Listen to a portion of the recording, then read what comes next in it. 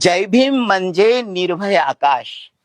जय भीम म्हणजे या युनिवर्स मध्ये तळपणारा सूर्य. जय भीम म्हणजे हिमालयापेक्षा ज्याची उंची आहे. जय भीम म्हणजे जर अशा कित्येक उपमा जर विशेषण द्यायचे म्हटलं ना तर माझी वाणी आणि शब्द कमी पडतील. असा दिव्य पुरुष महामानव.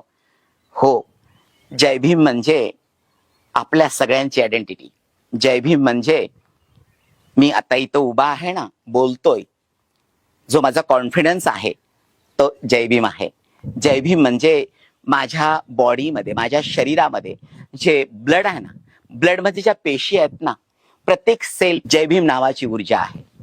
आणि मला असं वाटतं जय भीम हे कोणी पण नाही म्हणू शकत. ज्याच्या भाग्यात आहे, ज्याची वाणी चांगली आहे, जो राष्ट्रभक्त आहे, जो देशाला मानतो, देशाची प्रगती मानतो, जातीवाद करत नाही, ज्याच्या हृदयामध्ये राष्ट्रप्रेम, देशप्रेम भरलेला आहे. महामानवाचा इतिहास, महामानवाचं परिश्रम, महामानवाचं कष्ट, महामानवाची साधना जो जाणतो ना, तोच जय भीम म्हणतो. म्हणून जय भीम सहज कोणाच्याही मुखात येणार नाहीये. जय भीम त्यांच्याच मुखात येईल ज्यांच्या हृदयामध्ये संविधान आहे.